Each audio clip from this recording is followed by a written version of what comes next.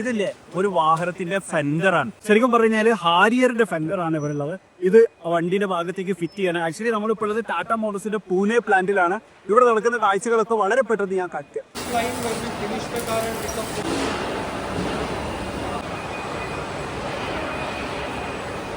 ഇവിടെ കുറേ വെൽഡിംഗ് മെഷീനുകൾ കാണാം. ആക്ച്വലി ഇത് റോബോട്ട്സ് ആണ് കേട്ടോ വെൽഡ് ചെയ്തുകൊണ്ടിരിക്കുന്നത്. അപ്പോൾ ഹ്യൂമൻ ഇൻട്രാക്ഷൻസ് പൊതുവേ ഇപ്പോൾ എല്ലാ പ്ലാന്റിലും കുറവായിരിക്കും ആണോ. ശരിക്കും അത് ഓരോ പാർട്സുകൾ സെറ്റ് ചെയ്ത് വെച്ചത് ഇങ്ങനെ വെൽഡ് ചെയ്യണം. തീപ്പൊരി പാറുന്നൊക്കെ കാണുന്നില്ലേ, അത് വെൽഡ് ചെയ്ത് സ്ട്രോങ് ആക്കുന്നതാണ്. അപ്പോൾ ഇങ്ങോട്ട് വരുന്ന വണ്ടി ശരിക്കും നമ്മൾ ആദ്യം കണ്ടത് ഈ ഭാഗത്ത് കംപ്ലീഷൻ കഴിഞ്ഞതിന് ശേഷമുള്ള ഭാഗമാണ്.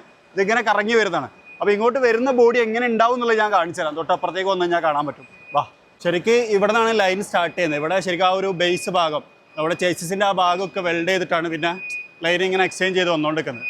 ഞാനിങ്ങനെ ഓരോന്നോരോന്ന് കാണിക്കാം. ഇത് ശരിക്കും ഒരു ക്വിക്ക് വാക്ക് അറൗണ്ട് പോലെയാണ്. അതായത് ഡീറ്റെയിൽ അല്ല, ഡീറ്റെയിൽ നമ്മൾ പല വീഡിയോയും ചെയ്തിട്ടുണ്ട്. അപ്പോൾ പൂനെ പ്ലാന്റും ജസ്റ്റ് ഒന്ന് കാണിക്കാമെന്ന് വിചാരിച്ചു.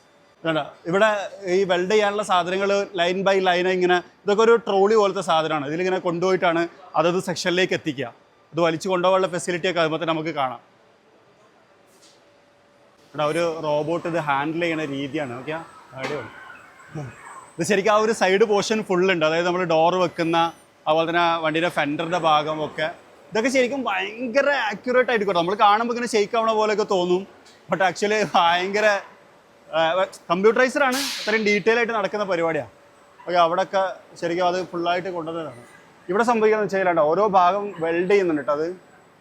അതെടുത്ത് ഇങ്ങനെ ചെരിച്ചും മറച്ചും തിരിച്ചൊക്കെ കൊണ്ടുവന്നിട്ട് വെൽഡിങ് നടക്കുന്നുണ്ട്.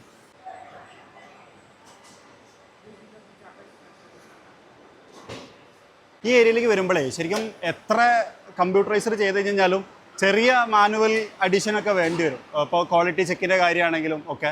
അപ്പോൾ എനിക്ക് തോന്നുന്നു ഇവരിവിടെ ചെയ്തുകൊണ്ടിരിക്കുന്ന അങ്ങനത്തെ കുറച്ച് കാര്യങ്ങളാണ്. മാനുവലി ആയിട്ട് ചെയ്യേണ്ട ഭാഗങ്ങളൊക്കെ അണ്ടർ ബോഡിയാണ് അവർ ഉറപ്പ് വരുത്തണം അവിടെ കാണുന്നത്. അവിടെ നോക്കിയാൽ തീപ്പൊരി തലങ്ങും വിലങ്ങും പാറിക്കൊണ്ടിരിക്കുന്നത്. കാരണം വെച്ചാൽ 3-4 റോബോട്ടുകൾ വന്നിട്ട് വെൽഡ് ചെയ്തുകൊണ്ടിരിക്കുക. മത്സരിച്ച് വെൽഡിങ് ആണ്. അടിപൊളി.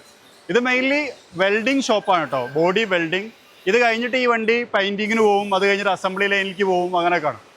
ഇതാണ് ശരിക്കും വെൽഡർ, റോബോട്ട് വെൽഡർ. അത് ചാർജ് ചെയ്തിട്ട് തിരിച്ചു പോയി അതിൻ്റെ പരിപാടി ചെയ്യും.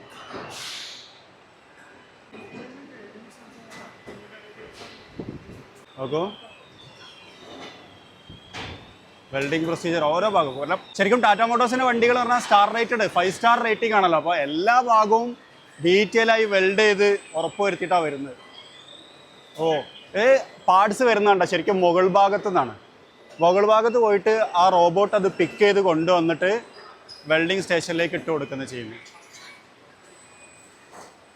ആ റോബോട്ട് ഇപ്പോൾ അവിടെ നിന്ന് അത് എടുക്കുന്നതാണ്.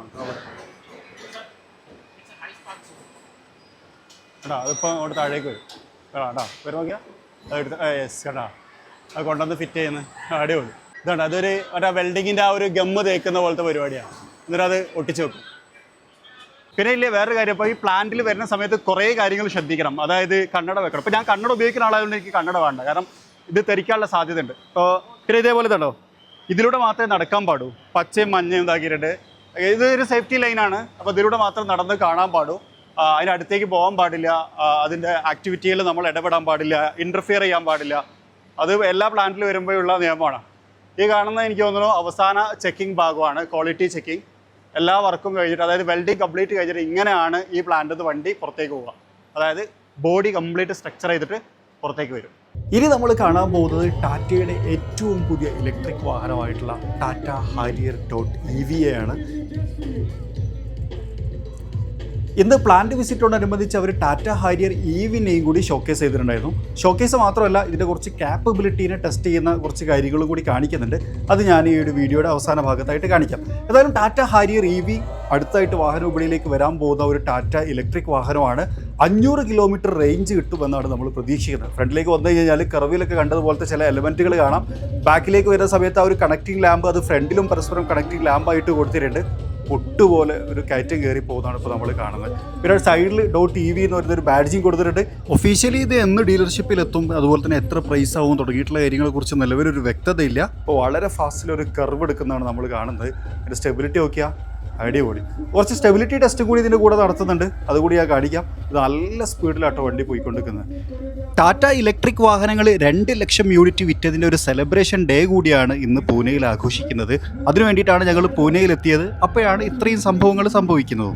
സ്റ്റെബിലിറ്റി ടെസ്റ്റിൻ്റെ ഭാഗമായിട്ട് കുറേ ആക്ടിവിറ്റികൾ ചെയ്തിട്ടുണ്ടായിരുന്നു. ഒന്ന് സിഗ്സാഗ് അടിക്കുന്നത്. സിഗ്സാഗ് ഒരു രീതിയിൽ മാത്രമല്ല, ഡിഫറെൻ്റ് ആയിട്ടുള്ള പല ആംഗിളിൽ കൊണ്ടുവന്നു, റിവേഴ്സ് ആയിട്ട് ചെയ്തു. അങ്ങനെ വ്യത്യസ്തമായിട്ടുള്ള സിഗ്സാഗിങ് ആയിരുന്നു നടന്നിട്ടുണ്ടായിരുന്നത്. 7 എയർ ബാഗുകൾ, ABS EBD തുടങ്ങിയിട്ടുള്ള സേഫ്റ്റി ഫീച്ചറുകൾ, അഡാസ് ലെവൽ 2 ഫീച്ചർ തുടങ്ങിയിട്ടുള്ള കാര്യങ്ങളും ഈ വാഹനത്തിനകത്ത് വരും. 360 ഡിഗ്രി ക്യാമറയും ഉണ്ടാവും.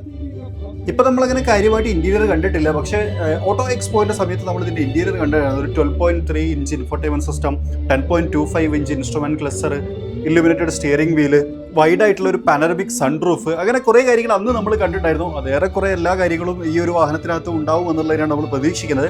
ഇങ്ങനെ നോക്കി കാണുന്ന സമയത്ത് ഹാൻഡ്ലിംഗ് ആൻഡ് കേപ്പബിലിറ്റി നൈസാണ്. അവർ പ്രൈസ് പറഞ്ഞില്ലെങ്കിലും നമ്മളുടെ ഗസ്സിൽ ഒരു 25 ലക്ഷം രൂപ ആയിക്കോട്ടെ സ്റ്റാർട്ടിംഗ് പ്രൈസ് ഉണ്ടാവും. ഏറ്റവും അവസാനം ഒരു ഗംഭീര ഡ്രിഫ്റ്റും ഉണ്ടായത് കേട്ടോ. അടിപൊളി, 4 കാറുകളും ഒരുമിച്ച്. ഇത്രയാണ് ഇന്നത്തെ വീഡിയോ. മറ്റൊരു വീഡിയോയിൽ മറ്റൊരു വിശേഷമായിട്ട് കാണാം. സബ്സ്ക്രൈബ് ചെയ്യാൻ മറക്കണ്ട.